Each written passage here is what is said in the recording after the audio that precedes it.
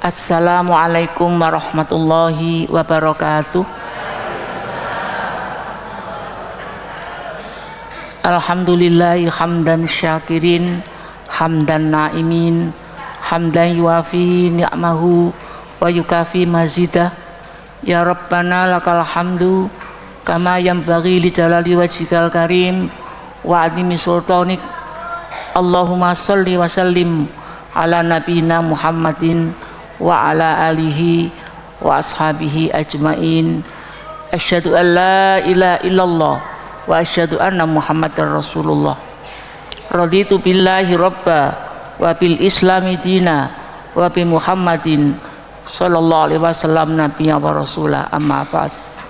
Yang saya hormati, mungkin ada bapak-bapak dari pimpinan daerah Muhammadiyah Kabupaten Gresik, matur nuwun rawuhnya, dari ibu-ibu pimpinan daerah Kabupaten Gresik yang mungkin bisa hadir pada kesempatan hari ini, Bapak Ketua PDM Kabupaten Gresik, Kota Gresik,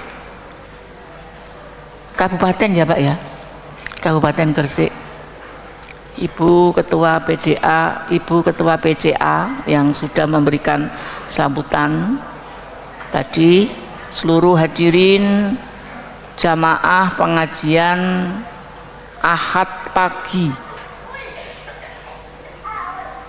Masjid At-Taqwa Komplek Perguruan Muhammadiyah Kiai Haji Khalil, Jalan Kiai Haji Khalil Gresik, yang saya hormati, saya banggakan. Alhamdulillahirabbil alamin, puji syukur kehadirat Allah Subhanahu wa taala, kita bisa hadir, kita bisa sempat, insya Allah kita semuanya dalam keadaan sehat walafiat.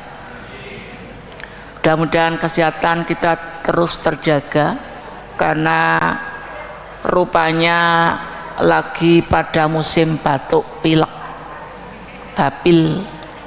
Kalau pada saat 2019 sampai 2020 dua awal itu kita akan takut kalau bapil, batuk dan pilek. Tapi yang jelas kita tetap harus menjaga. Jadi yang batuk pilek sebaiknya pakai masker. Alhamdulillah saya insya Allah sehat, tidak ada batuk dan pilek. Salawat salam tetap tercurahkan kepada Nabi kita Muhammad SAW yang telah membimbing kita. Beliau adalah uswah hasanah untuk kita semuanya. Mudah-mudahan kita dijadikan Allah sebagai umat yang senantiasa berittiba kepada ajaran beliau, sebagaimana yang sering kita jadikan bagian dari komitmen kita di dalam berkehidupan, berorganisasi dan lain-lain sebagainya, yaitu ar-ruju'u ilal Qur'an was sunnah, senantiasa merujuk kepada Al-Quran dan As-Sunnah. Sesuai dengan harapan dari pimpinan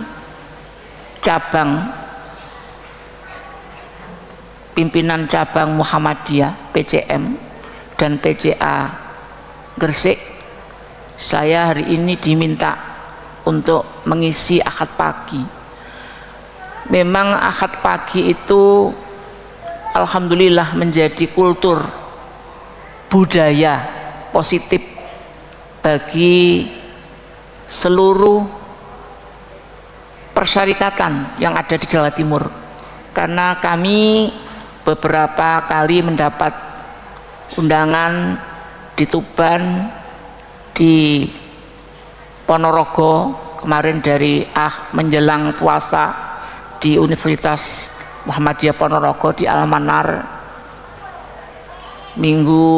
dua minggu yang lalu di Magetan, di Panti Asuhan Magetan, di Islamic Center Madiun itu juga luar biasa jamaahnya, meski tidak di dalam masjid, di luar ya ada kursi, bahkan ada bazar di depannya, itu di Islamic Center Madiun, Kota Madiun. Sebab salah satu ciri khas daripada organisasi atau gerakan persyarikatan itu adalah dakwah amar ma'ruf nahi mungkar dan tajdid, yang di dalam kegiatan kita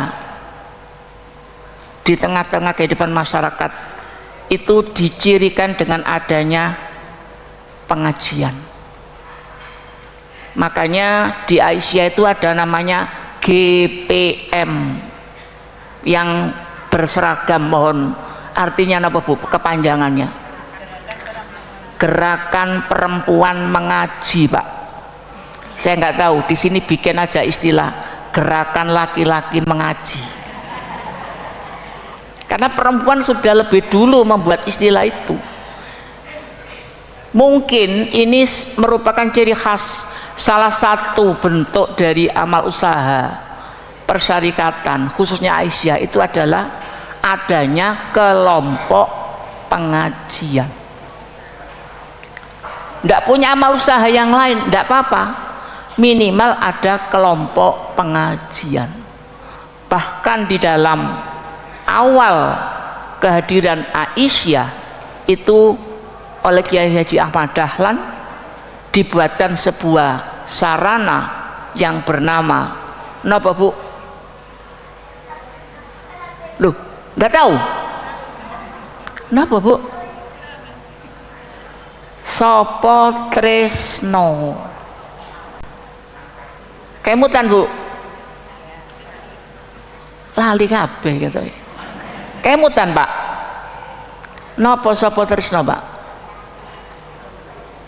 Sopo Tresno itu adalah sebuah kelompok belajar pada tahun 1914 di mana Kiai Dahlan mendirikan Muhammadiyah 19 pinten Pak? 12. Melihat bagaimana kondisi kaum perempuan yang tidak boleh keluar rumah, stay at home, yang tidak boleh sekolah, ngaji juga mungkin juga sangat terbatas. Padahal perempuan-perempuan ini adalah orang-orang yang harus dicerdaskan, diberikan wawasan keilmuan. Itulah sosok Kiai Dahlan yang sangat responsif dengan kesetaraan gender. Jauh sebelum ada orang bicara gender-gender tahun 1990, Kiai Dahlan 1914 sudah mengajak kader-kader perempuan untuk maju menjadi orang yang berilmu, sehingga Kiai Dahlan memfasilitasi dengan sebuah kelompok belajar yang bernama Sopo Tresno. Anggotanya kaum perempuan muda, ibu-ibu. Apa kegiatannya? Baca tulis Latin, baca tulis huruf Arab, karena ajaran Islam itu rujukannya adalah Al-Quran dan As-Sunnah yang berbahasa Arab. Bagaimana mungkin kalau perempuan-perempuan itu tidak diajari baca tulis bahasa Arab, bisa membaca Al-Quran dan As-Sunnah? Karena itulah maka Kiai Dahlan adalah sosok kiai yang punya perhatian besar kepada kaum perempuan. Meskipun pada waktu itu masih banyak slogan-slogan perempuan itu konco wingking, ngoten nggih Pak? Dados sampai saat ini nggih ngoten nggih jenengan. Nggih Bu. Konco wingking itu konco tapi nok mburi terus. Bukan partner, bukan pasangan, tapi konco wingking. Apalagi kemudian disebut dengan suwargo nunut neraka katut. Purun Bu. Pak Ibu mboten purun. Wong swarga kok nunut, Ya nek sampean apik, sampean bener tak eloki. Lah nek sampean gak cocok blas karo ajarane agama, lah apa melok sampean? Ya. Jadi swarga nunut, neraka katut, itulah yang diberangus oleh Kiai Haji Ahmad Dahlan. Harus dieliminasi istilah itu. Karena apa? Aisyah Muhammadiyah lahirnya di mana Pak? Kota Yogyakarta. Unen-unen slogan niki wau tasik terus menjadi bagian dari komitmen, sepertinya begitu.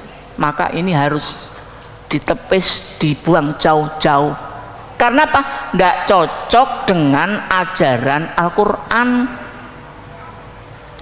Ayatnya jelas, salah satunya surat An-Nahl ayat 97. An-Nahl 97. A'udzubillahi minasyaitonirrajim. Man amila sholihan min zakarin au unsa. Barang siapa yang beramal soleh, baik dia laki-laki atau perempuan, wa huwa mu'minun, dan mereka itu, dia itu adalah orang yang beriman, falanuh yanahu hayatan thayyibah, Allah akan berikan kehidupan yang baik. Wala najziyannahum ajrahum bi ahsani ma kanu ya'malun, dan akan diberikan reward, imbalan, pahala sesuai dengan apa yang telah dia kerjakan. Jelas ayat ini, maka Kiai Dahlan harus merubah situasi kondisi bagaimana pandangan masyarakat terhadap kaum perempuan yang disebut dengan konco wingking, suwarga nunut, neraka katut, padahal Quran jelas-jelas mendudukkan posisi yang setara. Min dzakarin au untha, man amila sholihan min dzakarin au untha. Barang siapa yang beramal soleh, amal soleh itu kalau dilakukan oleh perempuan, oleh laki-laki, itu nilainya setara. Bukan karena dia laki-laki diberi nilai lebih, diberi nilai 2 kali perempuan, tapi kalau perempuan beramal soleh cuma 1. Ini namanya tidak setara, tidak adil ya. Itu yang menyampaikan adalah firman Allah, bukan Kiai Dahlan. Kiai Dahlan hanya meneruskan, ini loh sebenarnya pandangan Al-Quran terhadap kaum perempuan. Itulah sebabnya maka kemudian yang disebut Sopo Trisno terus digerakkan hingga 1917 namanya di launching menjadi sebuah perkumpulan, sebuah organisasi, yaitu Aisyah.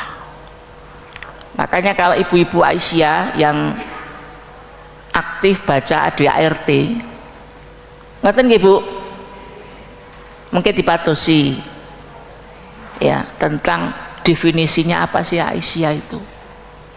Orang Jogja mengatakan ngaisyah, tindak pun Bu, ngaisyahan wong tiang Jogja.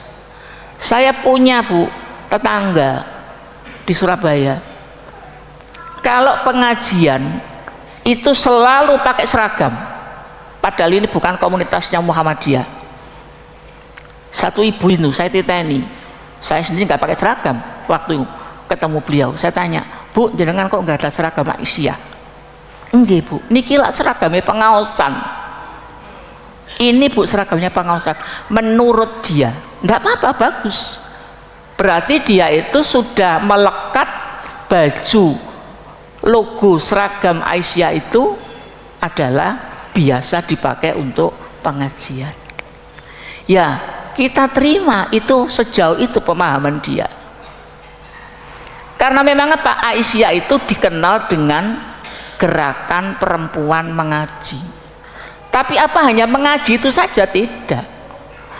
Saat ini pasca Muktamar 48 di Surakarta, sebuah majelis yang dulu namanya Majelis Tabligh,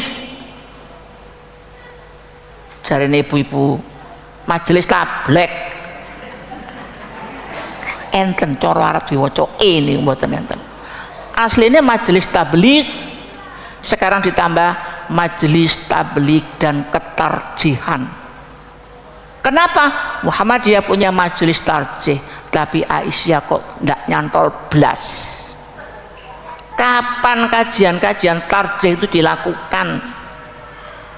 Tadi ada pengajian tarjih ya, alhamdulillah, sehingga kita itu bisa turut mendapatkan ilmu. Apa sih HPT itu? Bukunya gak robo-bu. HPT itu sudah berapa jilid, berapa tebelnya, bahkan masih ada putusan-putusan munas tarjih yang belum didokumentasikan. Banyak sekali yang harus kita kaji. Sementara ini adalah tentang kehidupan, termasuk kaum perempuan harus tercerahkan dengan himpunan putusan tarjih. Luar biasa persyarikatan ini sudah menyiapkan segala hal yang terkait dengan problem-problem kehidupan. Itu pun masih belum bisa menjangkau semua. Saya pernah diwawancarai oleh salah satu mahasiswa saya. Apa mas, wawancara apa? Tentang free child. Apa free child itu? Saya tanya. Kamu kok pakai istilah Inggris? Ternyata ada perkawinan yang membebaskan untuk tidak punya anak. Gelem kawin, ra gelem duwe anak. Niku salah satu isu aktual. Itu bagaimana dalam pandangan agama kita? Apakah orang menikah diharuskan punya anak? Ataukah bagaimana? Nah, ini juga termasuk isu-isu aktual yang kita harus bisa menyikapi. Kalau bayi tabung itu sudah lama, ya. Inseminasi buatan sudah lama. Bang ASI, wong ASI kok dibangno, donor ASI, lah campur ASI pirang galon itu, ASI ini sapa wae, gak jelas. Padahal apa? Islam itu punya satu ajaran yang bernama radha'ah, itu menjadi mahram, ya. Nah ini padahal aslinya di bangno, ya. Ini juga menjadi persoalan. Insya Allah itu di kajian tarjih juga sudah ada. Nah ini kalau ibu-ibu saja Aisyah yang kemudian tidak tahu, tidak paham, ini kan ya sebuah kemunduran. Katanya perempuan berkemajuan, kok orang ngerti bongsone putusan-putusan tarjih itu. Kan itulah, maka Bapak Ibu yang saya hormati, saya memang sengaja mengambil tema ini. Kenapa? Karena ini termasuk risalah perempuan berkemajuan. Itu adalah putusan Muktamar Aisyah di Surakarta kemarin. Kalau Muhammadiyah punya risalah Islam berkemajuan, tapi Aisyah mengambil risalah perempuan berkemajuan. Jadi ngimbangi supaya kita itu menjadi manusia yang setara di dalam setiap gerak langkah kita. Karena itu tadi Bu Ketua PCA sambutan menyampaikan berbagai macam program kegiatan, itu bagian dari aksi, action, ciri organisasi persyarikatan, bukan organisasi papan nama, tapi tidak ada kegiatannya. Tapi organisasi itu adalah organisasi yang berupa gerakan Islam, dakwah, amar ma'ruf nahi mungkar, dan tajdid yang bersumber kepada Al-Quran dan As-Sunnah dalam rangka untuk terwujudnya masyarakat Islam, tegaknya masyarakat Islam dan terwujudnya masyarakat Islam yang sebenar-benarnya. Jadi tujuan yang disebut dalam ADART Muhammadiyah dengan Aisyah itu sejalan. Karena itu maka insya Allah Aisyah Muhammadiyah tidak ada dusta di antara kita. Karena kita harus jalan terus. Ya, makanya lagu Sang Soleh kan sami'na wa ata'na. Itu kan artinya bahwa apapun yang sudah menjadi keputusan pimpinan, ya itu harus kita taati. Sekarang kan sudah mulai ya. Coba bagaimana menyikapi tambang yang sudah diambil keputusannya oleh Muhammadiyah. Rame kan Pak? Ya, padahal itu sudah menjadi keputusan organisasi. Bapak Ibu yang saya hormati, apa sih sebenarnya yang diharapkan dari keberadaan perempuan berkemajuan ini sebagai sebuah dokumen dari hasil muktamar ini? Bahwa setiap insan perempuan yang diharapkan menjadi perempuan-perempuan yang maju dalam menjalani kehidupan sejalan dengan nilai-nilai keagamaan yang bersifat wasatiyah dan moderat berkemajuan atau moderat berkemajuan.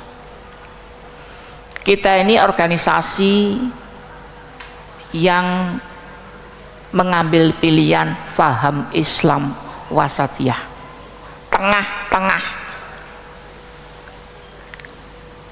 gak kengiwon, gak kenangan, tidak ikut dengan model-model yang liberal, yang garis kiri, atau yang fundamental garis kanan. Karena apa? Karena memang itulah Islam sebagaimana yang sering kita jumpai pandangan-pandangan para tokoh kita.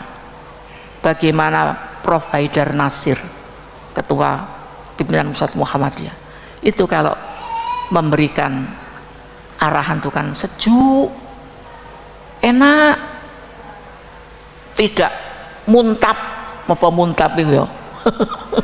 Corone wong Gresik muntap niku lho Bu. Gak berapi-api kayak orang demo gitu ya. Tidak. Tapi karena memang dia itu ingin menyampaikan, memberikan bagaimana sih umat masyarakat ini tercerahkan dengan apa yang bisa kita sampaikan itu. Makanya kalau dakwah kita itu ya dakwah jangan mengkafir-kafirkan.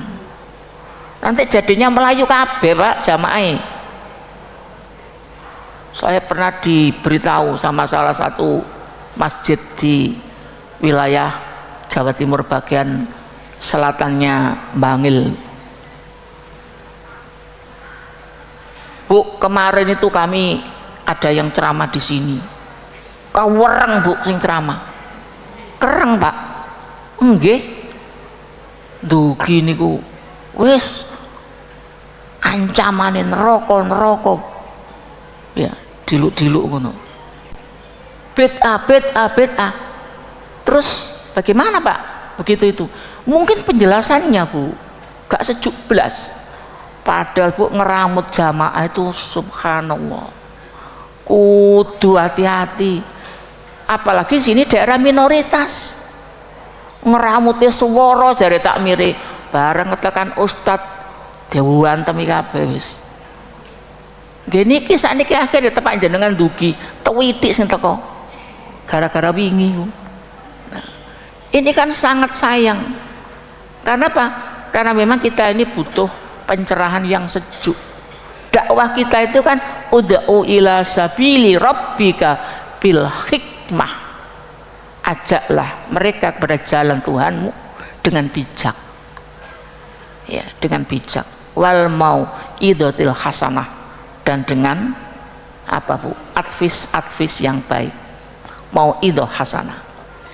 Kembali lagi kepada bagaimana konsep tentang perempuan berkemajuan itu Harapannya adalah setiap perempuan ini adalah menjadi perempuan-perempuan yang maju dalam menjalani kehidupan sejalan dengan nilai-nilai Islam wasatiyah. Bukan meninggalkan Islam, tidak. Ya. Karena itu maka satu contoh yang ini juga menjadi bagian dari bagaimana kita mendakwahkan yang namanya aurat perempuan. Ya. Aurat laki-laki gak patut dibahas karena ini adalah bahasan perempuan. Ya. Setelah COVID, ketika COVID pada pakai napa Pak? Masker. Ya panjenengan pakai COVID. Enggak ya gak apa-apa dek wani. Gitu ya. Rupanya tren pakai masker itu juga masih menjadi bagian dari diterusno, tapi gak model masker, model liane. Orang menyebut cadar. Bagaimana Muhammadiyah melihat, memandang tentang cadar itu sendiri? Kembali kepada hadis Rasulullah yang namanya aurat perempuan itu illa hada wa hada, kecuali muka dan telapak tangan. Sebagaimana kalau perempuan itu sholat, itulah aurat perempuan. Sehingga dari sinilah maka Islam yang didakwahkan oleh persyarikatan termasuk Aisyah itu adalah perempuan itu menutup aurat kecuali muka dan telapak tangan. Ya, monggo dipirsani di sekolah-sekolah kita, apakah ada ajaran perempuan itu pakai cadar? Di kurikulum sekolah kita loh saja, mulai dari TK, SD, SMP, SMA, perguruan tinggi, tidak ada. Ya. Nah ini salah satu jadi contoh yang paling gampang tentang bagaimana kita memaknai atau memahami atau bahkan mengimplementasikan dari Islam wasatiyah dalam bagaimana berislam menurut faham Muhammadiyah. Jadi Muhammadiyah itu merujuknya kemana? Ar-ruju'u ilal Quran was sunnah. Itu manhaj Muhammadiyah, termasuk manhaj Aisyah, merujuk kepada Quran dan As-Sunnah. Kemudian juga ada harapan yang lain para penggerak organisasi dalam melakukan penguatan dan pemberdayaan perempuan serta dalam pengembangan gerakan perempuan berkemajuan. Itu senantiasa mengacu kepada bagaimana konsep yang dihadirkan dalam dokumen hasil Muktamar ke-48 di Surakarta itu. Bapak Ibu yang saya hormati, memang banyak tapi tidak mungkin saya sampaikan semuanya, saya singkat-singkat. Ada nilai-nilai dasar yang wajib dilaksanakan ketika kita ingin menjadi perempuan yang berkemajuan. Yang pertama, nilai dasar tauhid. Tauhid inilah yang pertama kali menjadi landasan, karena dia adalah usuluddin, usul ya, dasarnya agama itu adalah tauhid. Makanya di sekolah-sekolah kita itu ada pelajaran akidah tauhid,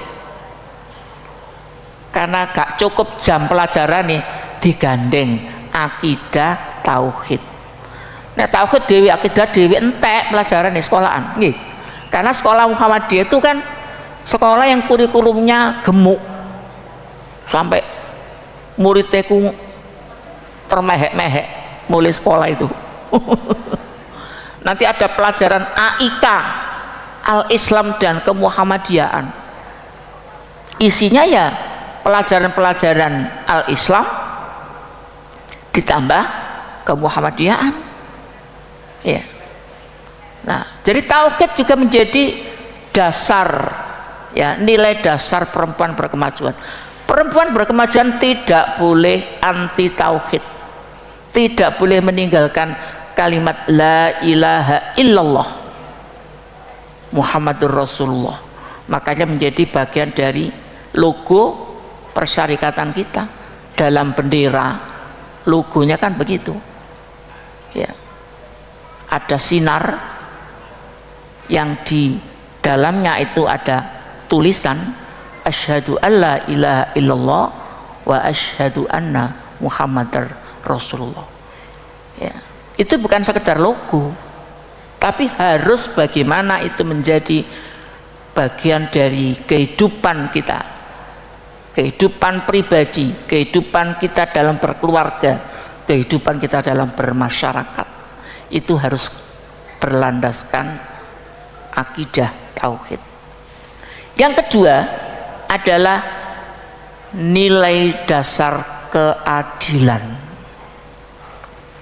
Sekarang ini sedang ramai dibicarakan di dalam aspirasi demokrasi, keadilan, mahasiswa turun jalan, mahasiswa demo, ya, mendobrak, menerobos kantor DPR RI. Itu dalam rangka ingin bagaimana keadilan di negara kita ini betul-betul bisa terwujud. Mulai kenceng, goyang mana, roboh mana, dibangkitkan lagi. Bersyukur rakyat kita ini masih menjadi rakyat yang terus menggaungkan, mengawal keadilan di negeri yang kita cintai ini. Itulah sebabnya maka menjadi perempuan berkemajuan juga jangan melupakan bagaimana sebenarnya nilai keadilan, karena keadilan itulah yang merupakan nilai sangat mendasar dalam Islam. Bagaimana memposisikan laki-laki dan perempuan, sebagaimana ayat yang saya baca tadi, man amila solihan min dzakarin au unsa, dzakar wa unsa, dzakar itu laki-laki, unsa niku napa Bu? Perempuan. Lho kok wonten malih ar-rijalu qawwamuna 'alan nisa. Ada lagi ayat lain ar-rijal napa artine Pak? Laki-laki qawwamuna 'alan nisa, menjadi pemimpin pelindung bagi kaum perempuan. Apa bedane zakar karo rijal? Apa bedane unsa karo nisa? Quran iku ndamel 4 istilah. Nek diterjemahno bahasa Indonesia padha. Zakar ya laki-laki, rijal ya laki-laki. Itu bahasa Arab. Hebatnya bahasa Arab itu. Ada istilah berbeda tapi maknanya di Indonesia gak nemu. Nemu di situ tok. Berarti kan masih kosakata itu kayak bahasa Arab. Kemudian kalau nisa disebut dengan unsa atau perempuan. Min dzakarin au unsa. Au itu berarti menggambarkan atawa, setara. Barang siapa beramal soleh, baik laki-laki atau perempuan.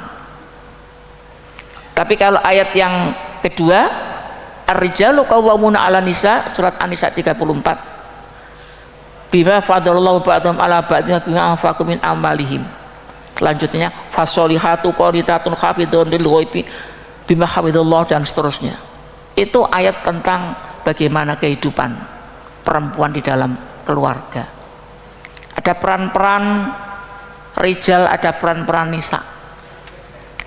Ini rupanya juga menjadi satu istilah yang ditemukan dalam penelitian disertasi Profesor Dr. Nasaruddin Umar yang pernah jadi wakil Menteri Agama, menemukan 4 kata kunci dalam Quran dalam disertasinya gender perspektif Al-Quran.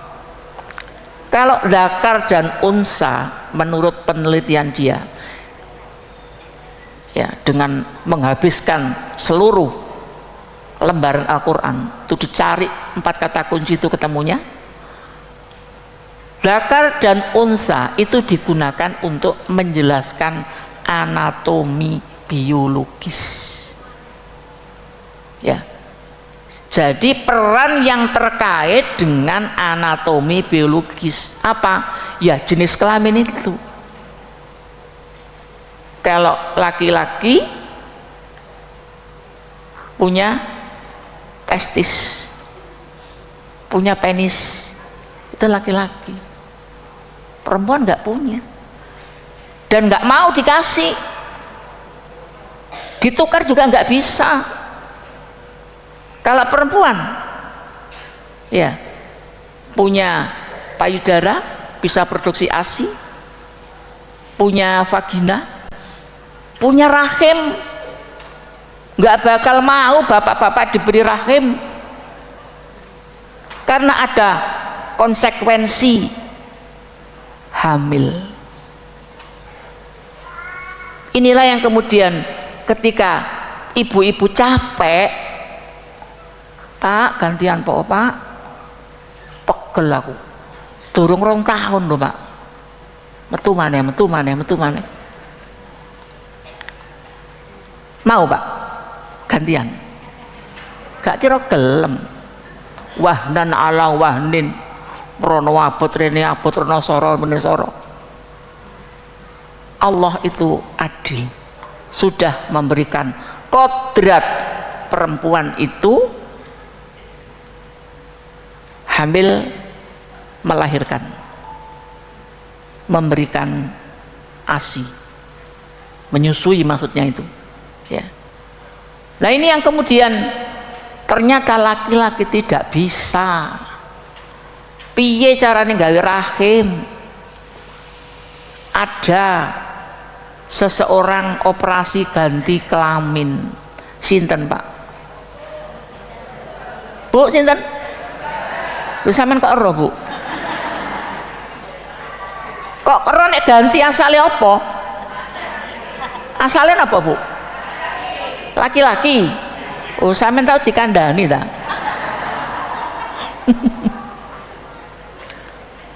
Ya viral operasi ganti kelamin dari wedok jadi perempuan, tapi tidak pernah ada berita bahwa dia itu hamil. Syahrini hamil, melahirkan aja geger. Loh Syahrini kalau wedok terus anak bojone kok bingung ya. Jadi itu gambaran, itulah yang disebut dengan kodrat. Kodrat itu adalah dari sono, dari Allah, nggak bisa dibikin manusia. Kalau tadi dokter bisa ganti kelamin, nggak bisa bikin rahim. Ya orang yang punya rahim aja kadang nggak fungsi kok. Apa? Bayi tabung, inseminasi buatan, dipertemukan di luar rahim, jadi bibit bakal janin, ditanam di rahim, itu bayi tabung. Kalau tidak ditanam di rahim, juga jadi menungso, harus hidup dalam rahim. Entah rahim siapa itu, rahim ibu yang punya benih atau rahim perempuan lain. Sangat mungkin itu kedokteran kita sudah maju. Itu namanya ibu titipan. Aku gelem duwe anak tapi mau meteng. Enten Bu teng Gresik? Enten? Kok aku nek ndak lemu, awakku gembrot, kendor kabeh, itu sebuah kodrat dari Allah, jangan ditolak. Wong sing kepengin duwe anak iku wae soro leret dolek dokter bayare atus-atusan juta ya. Kan itulah maka Bapak yang saya hormati, dua istilah itu yang dikatakan dengan kodrat, laki perempuan berdasarkan anatomi biologis. Tapi ketika rijal dan nisa itu kaitannya dengan peran-peran yang terkait dengan konstruksi sosial budaya, itulah yang dikenal dengan istilah gender. Maka ini harus setara, laki-laki maco, perempuan feminim, laki-laki rasional, perempuan itu emosional. Purun Bu, akhirnya apa? Le lanang aja dikira dulinan golekan, nek wedok aja penekan. Lah nek tepak bojone lunga terus gawe sok maku mergo lampune mati ndolek kursi, iya peteng omahe. Iya, ini konstruksi sosial budaya. Wedok iku nangisan, nek ana wong lanang nangis iku jarene kaya wedok, padahal menangis itu kan emosi yang natural dari Allah sebenarnya itu. Makanya kalau ada anak laki-laki kemudian dia menyayangi boneka, itu jangan dilarang, itu mengasah rasa kasih sayang kalau dia nanti punya anak. Kalau laki-laki hanya diberi mainan tembak-tembak, anak dor kasar kepada, kalau punya anak ya kasar karo anake. Gaene dulinane iku sing kejam-kejam ngono, keras-keras. Dia nggak pernah mengasah rasa kasih sayang. Kalau ada anak laki-laki itu menangis, biarkan saja, itu luapan emosinya, bahwa laki-laki juga punya emosi. Karena itulah maka perempuan berkemajuan ini tentunya selain nilai keadilan tadi, yang ketiga adalah nilai rahmah, kasih dan sayang. Bapak Ibu yang saya hormati, di samping itu ada juga yang perlu dibangun karakter supaya kita menjadi perempuan berkemajuan. Ya tentunya di sini ada 7 karakter yang harus dimiliki. Yang pertama, jangan lupa iman dan takwa, itu karakter yang nomor wahid. Kalau perempuan berkemajuan tidak punya iman, tidak punya ketakwaan, ya no way, nggak ada jalan menjadi maju. Yang kedua, taat beribadah. Ya, kita ini sebagai hamba Allah, umat Islam, ya tentunya bagaimana ibadah yang bersifat vertikal ini, ya ini tentunya harus kita terus asah, yang wajib, yang sunnah, ya ini kalau tidak diasah itu jadinya itu akan aras-arasan. Katanya ibu tadi mager, napa Bu mager niku? Males gerak. Bahasa arek sakniki niku mager, males gerak. Kepo, napa kepo niku Bu? Aku ya bingung kok, apa sih kepo itu? Tidak pengen tahu itu kepo. Pengen tahu aja, ibu iki kepo jare. Kepo ketiba pengen tahu. 3 akhlakul karimah. Karena Rasulullah itu juga adalah manusia yang disebutkan innama bu'itsu liutammima makarimal akhlak. Kalau kita itu menjadi umat Muhammad, maka kita juga harus mengikuti salat. Sallu kama ra'aitumuni usolli, salatlah sebagaimana aku salat. Ojo nggawe cara dhewe. Nanti kalau cara dhewe itu akhirnya apa? Bid'ah. Karena apa? Ini urusan-urusan ibadah. Nah, dalam urusan-urusan bermuamalah duniawiyah, ini Muhammadiyah punya yang namanya berpikir tajdid. Bagaimana ketika menyikapi Covid, banyak orang-orang yang menganggap oh Covid itu gak ono, lawang ternyata gelimpangan kok gak ono. Muhammadiyah punya MCCC, ya ini kan diakui secara internasional bahwa ini urusan kemanusiaan, kita nggak pandang bulu, harus siapapun harus kita tolong, harus kita selamatkan dari penyakit yang mematikan, penyakit yang membumi hanguskan manusia. Karena ternyata banyak di antara saudara-saudara kita yang pergi menghadap Allah sendiri, bersama-sama, tanpa diketahui oleh keluarga di saat situasi pada saat itu. Ya. Karena itulah maka di sini ada yang kelima adalah tadi saya sebut bersikap wasatiyah. Kita tidak terjebak pada ekstrim kiri sehingga menjadi liberal, memisahkan antara agama dan kehidupan. Kadang-kadang susah juga. ada seorang punya titel haji, tetapi kok jadi penada curanmor, kan mboten cocok nggih Pak nggih. Haji tapi penada curanmor. Karena apa? Karena dia pisahkan haji niku lak ibadah Bu. Lah nek penada curanmor niku nyambut damel. Cocok Bu ngoten niku. Nggih mboten cocok. Karena itu maka ini yang harus kita ambil bagaimana di dalam apa ini kita bersikap wasatiyah, jangan liberal dan juga jangan fundamental ya. Yang berikutnya adalah amaliyah sholihah. Ini menjadi prinsip, senang beramal soleh, senang mengajak kepada kebaikan, senang mengajak sedekah dan lain-lain sebagainya. Yang ketujuh, sikap inklusi. Nah, kita ini harus terbuka dengan siapapun ya, terbuka dengan siapapun dalam relasi sosial yang majemuk. Kita ini kan negara, kita kan negara plural, agama apa ya ono nang kene, suku bangsa apa ya ono ya, campuran-campuran, ono sing asli ki asli ta swasta ta ya, kadang-kadang begitu, ono jenenge istilah pendalungan dan sebagainya. Itu karena itu saking banyaknya suku yang ada di Indonesia ini. Maka perbedaan itu jangan dijadikan sebagai apa itu, ketertutupan sehingga kita eksklusif. Muhammadiyah itu sangat inklusi. Contoh, di Sorong perguruan tinggi atau sekolah-sekolah Muhammadiyah, berapa persen muridnya yang muslim? Perbandingannya nggak seperti di sini. Di sini pun orang muslimnya wakil kabeh.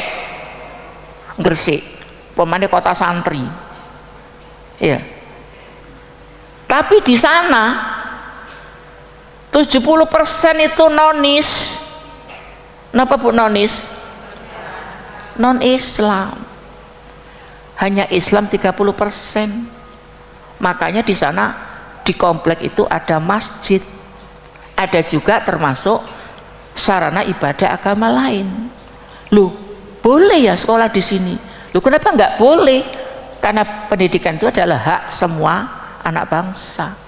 Sehingga Muhammadiyah itu tidak melarang nonis bersekolah di sekolah Muhammadiyah. Nek ndung Gresik gak umum ngono iku. Kami nang UMM Malang ngono, ora ketemu mahasiswa paduan suara itu dari anak-anak yang campuran antara lain ketok iku nek nonis. Dan itu semua diberikan pendidikan yang setara. Bahkan diberikan pelajaran kemuhammadian juga itu. Nah kalau enggak kan enggak lulus. Wong itu bagian dari kurikulumnya. Ya meskipun dia itu menjadikan Muhammadiyah bukan sebagai komitmen, tapi apa? Sebagai sejarah, sebagai ilmu pengetahuan. Ya, jadi itulah sikap inklusi. Ya, sekarang ini Aisyah sedang menggalakkan sebuah program inklusi. Bagaimana kita melihat manusia ini? Ada kelompok-kelompok marginal, kelompok-kelompok difabel yang belum mendapat perhatian. Ini harus diperhatikan. Bagaimana mereka itu mendapat pekerjaan. Kalau kemudian semua perusahaan, kantor-kantor tidak mau menerima para disabilitas. Nah, ini kan tidak adil namanya. Ya, bukan inklusi namanya. Bagaimana kita bergaul dengan sesama tetangga yang kebetulan berbeda suku, bahkan berbeda agamanya. Ya, kita dalam batas-batas pasti lakum dinukum waliyadin. Itu tidak boleh dilepas itu. Ya. Kemudian yang terakhir ada 10 komitmen. Kalau tadi karakter ya Bu. Ya, ini kalau di kegiatan kita di pelatihan-pelatihan itu bisa dijadikan sebagai tugas untuk role playing, bermain peran ya bagaimana perannya inklusi, bagaimana bermain peran sebagai amal soleh, berpikir tajdid, tapi ini kan bukan pelatihan. Yang 10 ini adalah pertama penguasaan iptek. Ya, perempuan berkemasan itu harus menguasai iptek. Ada program dari LSM Tular Nalar itu Akademi Digital Lansia, karena seringkali lansia itu jadi sasaran hoak. Ya, anak iku oleh merotek wis luar biasa, ibu itu langsung koar-koar ngirim bla bla bla bla, gak roh ternyata itu hoak. Nah, ini yang kemudian kita perempuan-perempuan jangan mau terjebak dengan berita-berita hoak. Jangan gampang ceng kirim, sret kirim. Engko disebut didelok sewu. Harus dicek and recheck dulu. Lah kalau itu ternyata hoak kan pada karo sampean menyebar fitnah. Al fitnatu asyaddu minal qatl. Fitnah itu lebih kejam daripada pembunuhan. Hati-hati dengan iptek sekarang ini. Yang kedua, pelestarian lingkungan. Ya, kita tahu bahwa lingkungan kita sudah sedemikian adanya, harus kita bagaimana menjaga lingkungan kita, ada lingkungan hidup kita, sehingga kita ada program lembaga lingkungan dan penanggulangan bencana, itu kaitannya dengan itu. Yang ketiga adalah penguatan keluarga sakinah. Sekarang ini rontok yang namanya cerai gugat dan cerai talak, itu angkanya mendominasi di semua pengadilan di Indonesia. Nomor wahid kali nomor luru. Nomor 1 cerai gugat, nomor 2 cerai talak. Urutannya ini kok ngoten Pak, hampir di semua pengadilan agama. Loh, berarti wong wedok iku wis akeh sing ngajokno gugatan cerai. Urutannya itu 70% Pak, 60-70%. Lo wis pinter-pinter iki wong wedok iki. Iya. Banyak faktor Pak, ampun diklaim salah. Kita semua keluarga itu punya lakon hidup sendiri-sendiri. Makanya Aisyah punya yang namanya apa Bu? Biro konsultasi keluarga sakinah, itu harus dihidupkan Bu. Tadi silakan ada lansia diangkat monggo, tapi apa itu biksa, biro keluarga sakinah itu juga diangkat. Karena apa? Sangat mungkin curhat-curhat tentang keluarga kita itu gak ono tempat takon sopo iki. Nah, tanyalah ke Aisyah. Ranting pun boleh, cabang pun boleh membuat biksa, tidak harus PDA, tidak harus wilayah dan seterusnya. Pemberdayaan masyarakat, karena kita ini hidup di masyarakat dan ingat ada tujuan tegaknya Islam dan terwujudnya masyarakat Islam yang sebenar-benarnya. Filantropi berkemajuan, bagaimana kedermawanan kita ini terus diasah. Ketika COVID kemarin itu kita banyak gerakan-gerakan filantropi. Muhammadiyah itu dikenal dengan gerakan ta'awun. Ta'awun itu sampai sembarang kalir itu ta'awun Muhammadiyah itu. Karena apa? Karena ada teologi al-ma'un yang menjadi ajaran Kiai Dahlan. Ya, sehingga gerakan ta'awun menjadi khas daripada gerakan persyarikatan. Aktor perdamaian. Kita perempuan juga jangan jadi kompor gas Bu ya, jadilah penengah yang sejuk, yang bisa mendamaikan suasana, situasi. Jangan malah dikompori dengan gas sing murup tadi nih ya. Yang ketujuh, partisipasi publik. Ini sebentar lagi ada pilkada, pilpres wis mari, pilkada Gresik khususnya ya. Jangan kita itu menjadi golput ya. Jadi jadilah orang yang juga berperan di dalam kehidupan berpolitik. Meskipun bukan politik praktis, tapi kita ini adalah politik kebangsaan. Yang ke-8, kemandirian ekonomi. Jadi kalau perempuan-perempuan ini sudah punya kemandirian ekonomi yang baik, tentunya dengan ya ibu-ibu lah pinter-pinter ya urusan ekonomi, maka disinilah menjadi bagian dari perempuan berkemajuan. Yang ke-9, peran kebangsaan, bagaimana kita menjadi manusia yang senantiasa cinta tanah air, jangan sekedar bicara saya Pancasila, jangan hanya itu saja, tapi bagaimana kita mempraktekkan sila Pancasila dalam kehidupan kita, itu peran kebangsaan kita ya. Kemudian yang ke-10 terakhir adalah kemanusiaan universal. Bagaimanapun kehidupan kita ini adalah kehidupan yang global, yang universal, maka kita sebagai perempuan juga hendaknya menjadi perempuan-perempuan yang memahami peran kita dalam kemanusiaan universal.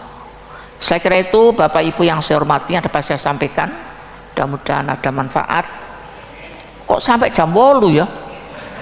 Ternyata tadi itu agak lama ya, mundur ya maju ya. Oke, ngapunten sangat ya, gak kerasa nek pas ngomong ini, padahal ini musimnya jalan sehat. Saya juga ada jalan sehat Pak di RT saya itu, tak tinggal. Karena apa?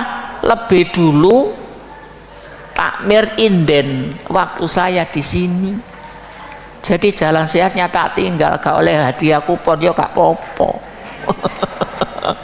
Yang penting ini ya, bagaimana kita gerakan mengaji, gerakan perempuan mengaji khususnya untuk memberikan pencerahan kepada sedoyo ya. Kalau bapak-bapak ibunya nggak hadir, mudah-mudahan bisa ditransfer keilmuannya kepada ibu-ibunya.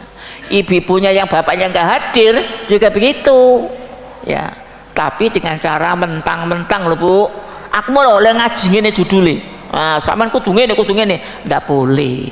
Diskusi Bu, diskusi ya, itu yang lebih baik. Matur nuwun. Ada yang mau bertanya? Monggo kita buka. Monggo Pak, monggo. Sesi pertanyaan. Gih. Kita buka 2 pertanyaan ya. 2 ya? Iya. Nggih, monggo. Monggo. Kita mulai. Nggih. Dari ibu-ibu. Nggih, Bapak dulu, Bapak. Monggo Pak. Ada mic-nya Pak, bisa.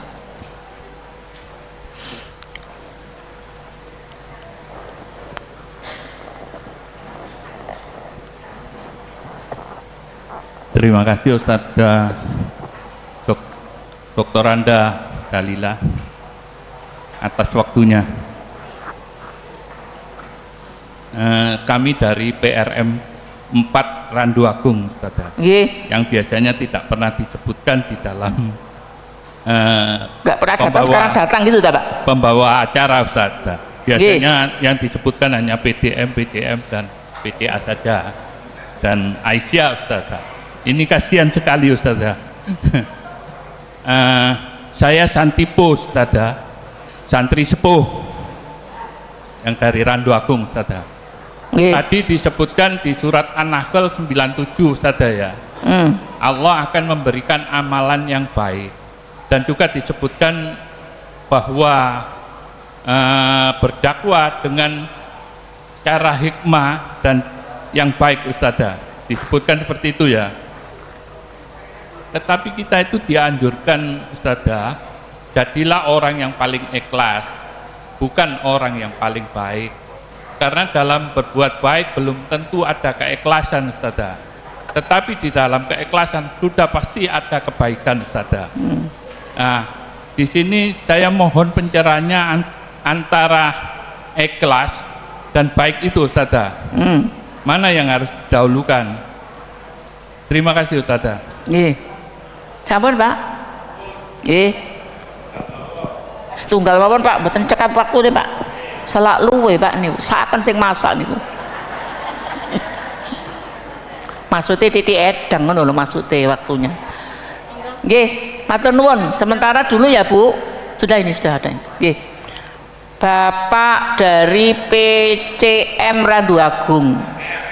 PRM nggih. Alhamdulillah ranting-ranting rawuh nggih.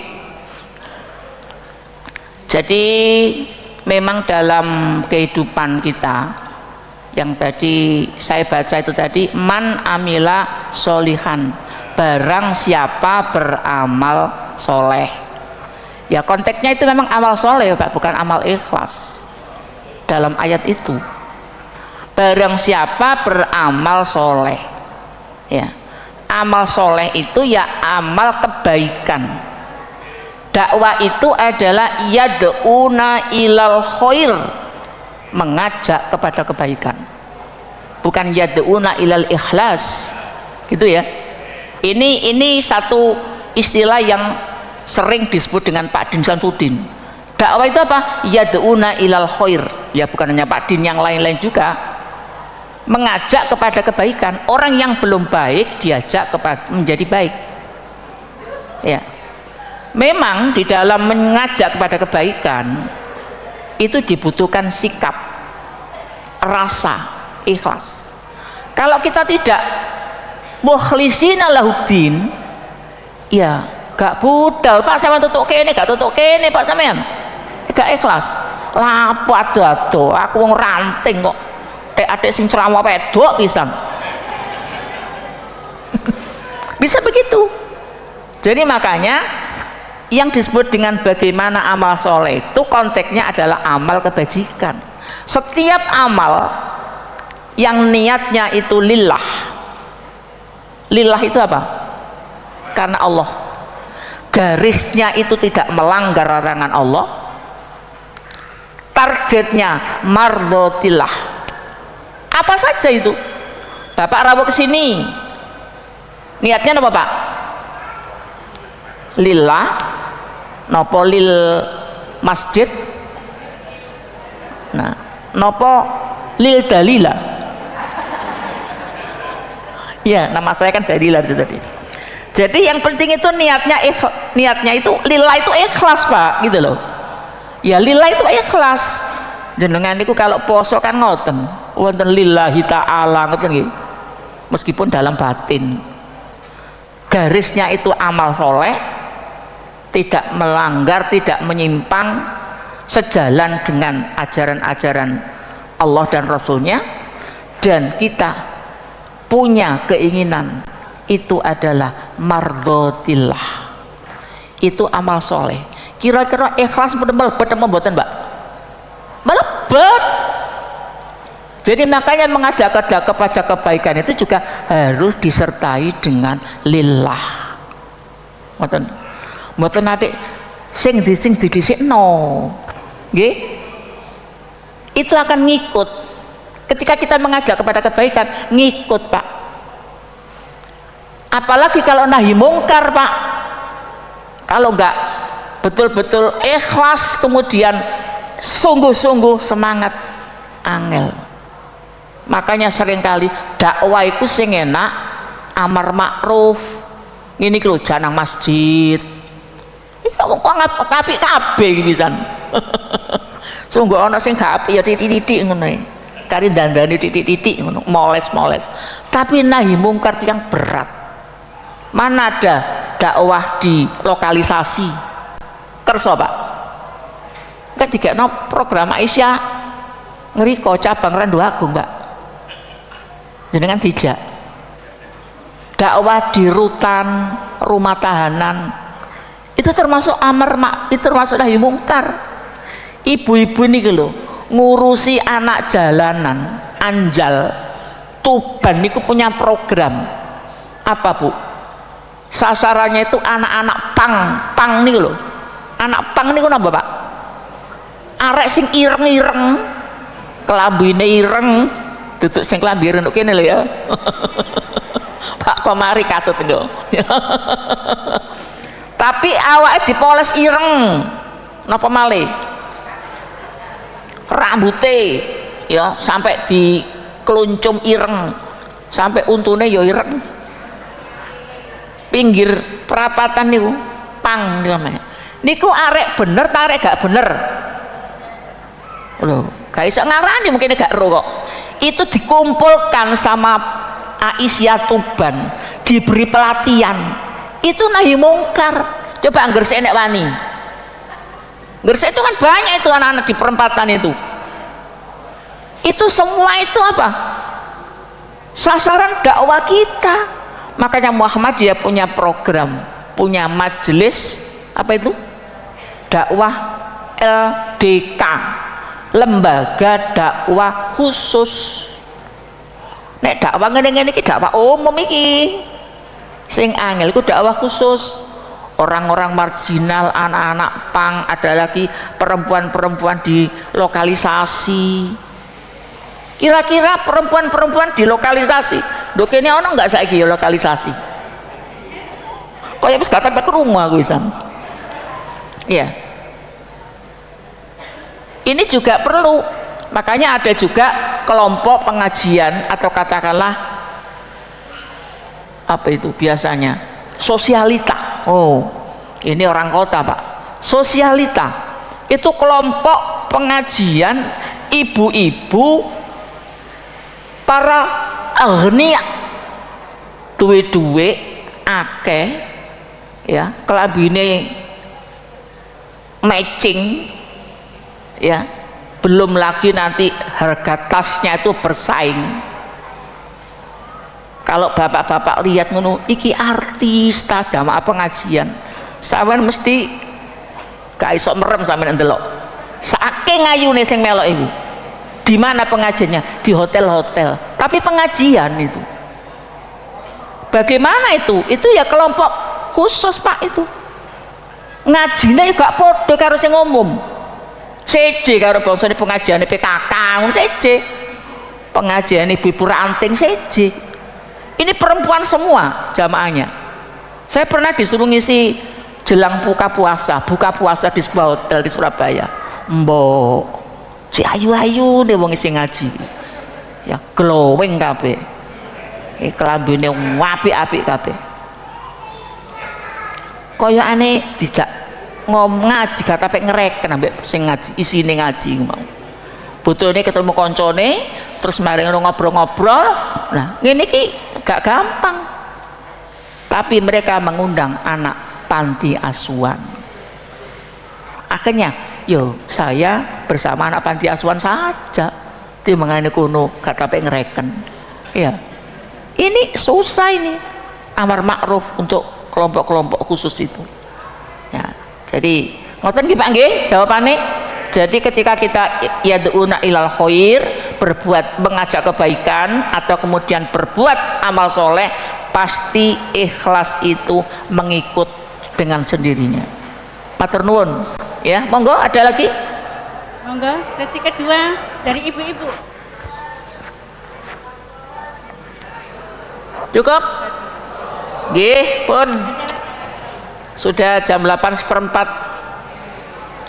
Terima kasih, pertanyaan yang luar biasa dan jawaban yang juga luar biasa. Kami ucapkan terima kasih pada dokter Anda Ibu Dalila Chandrawati MAG. Untuk selanjutnya adalah penutup doa. Kami persilakan Saya. Dalila untuk Oh nggih. Ntar tak tutup laptop sik. Bapak Ibu yang saya hormati, marilah kita bersama-sama memohon pada Allah untuk kebaikan kita semua, keluarga kita, dan yang semua orang-orang yang kita cintai, orang tua kita yang sudah mungkin tiada ataupun masih ada, mudah-mudahan diparingi sehat. Kita awali dengan bersama membaca surat Al-Fatihah.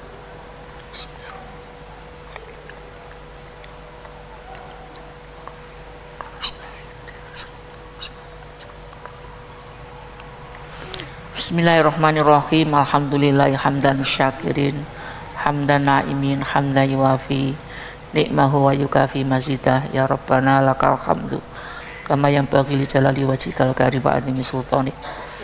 Allahumma ighfir lana dzunubana wa li walidina warhamhum kama rabbayana shighara. Allahumma inna nas'aluka minal khairi kullihi ajilihi wa ajilihi ma'alimna minhum wa ma lam na'lam wa na'udzubika minasyarri kullihi ajilihi wa ajilihi ma alimna minhum wa ma lam na'lam.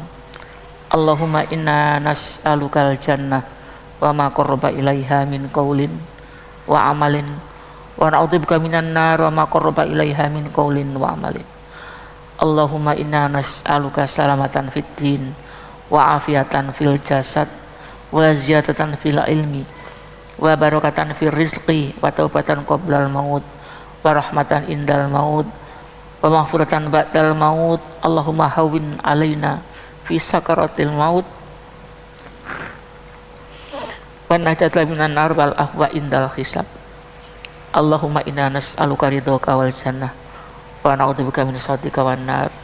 Allahumma ij'al auladana wa dzurriyyatina min ahlil ilmi wal khairi wat taqwa wa la taj'alna wa iyyahum min ahli dhair. Allahumma ij'alhum minas sholihin minal qanitin minas sabirin minal ulama'il amilin minal amilinal ulama al kadiminal ghaidha wal afina anin nas amiruna bil ma'ruf wa nahuna 'anil munkar. Allahumma rabbi ij'alni muqimas sholati wa min dzurriyyati rabbana wa taqabbal du'a. Allahumma rabbana hab lana min azwajina wa dzurriyyatina qurrata a'yun waj'alnal muttaqina imama. Rabbana atina fid dunya hasanah wa fil akhirati hasanah wa qina adzabannar. Walhamdulillahi rabbil alamin. Assalamualaikum warahmatullahi wabarakatuh.